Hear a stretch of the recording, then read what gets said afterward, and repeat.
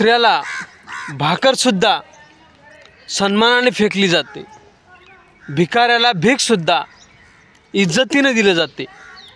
पण माझ्या गावातील माता भगिनींना जे रॅशन दिले जातं ते रॅशन या पलीकडचेही बत्तर हालात करून, या पलीकडेही अपमानित करून दिलं जातं। आज भिकाऱ्याला भीक देताना सुद्धा इज्जत दिली जाते, पण हे रॅशन दिले जाताना इज्जत दिली जात नाही। अगोदर काय रॅशन भेटलं यासाठी अंगठा करा, सही करा, रॅशन भेटलं म्हणून उद्या रॅशन भेटेल, आणि उद्या तो केव्हा येईल काय नाही येईल काही माहिती नसतं। तो रॅशन दुकानदार त्या ठिकाणी लाईनमध्ये माझ्या माता भगिनी अगदी अपमान सहन करत त्या ठिकाणी बसलेले असतात, आणि दुसऱ्या दिवशी तो आला, दिलं तेवढं रॅशन गपचीप घ्यायचं, जेवढ्यांना दिलं नाही गेलं पळून गेला, अशा पद्धतीनं रॅशन दिलं जातं।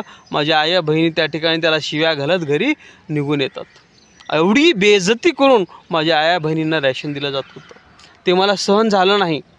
म्हणून मी त्या ठिकाणी त्या रॅशन दुकानच्या समोर जाऊन बसलो। मोदीजी जेवढं रॅशन देतात तेवढं रॅशन पावतीसह माझ्या आया बहिणींना भेटलं पाहिजे ही मागणी केली।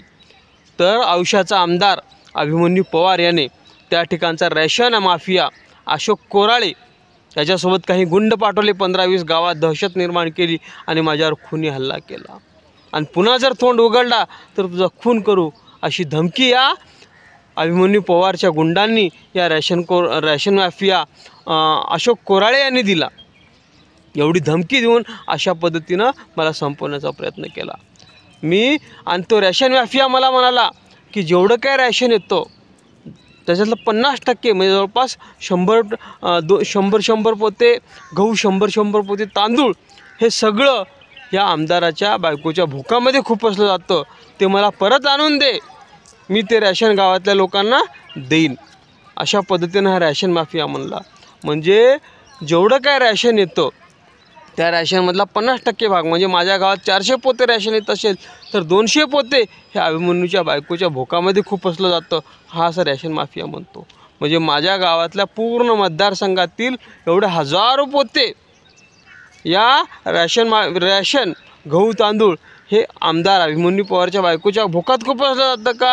हे अभिमन्यू पवारच्या बायकोचं भोक आहे का, ते भोगदाड आहे का, बरमुडा टँगल आहे, हा प्रश्न या ठिकाणी पडतो।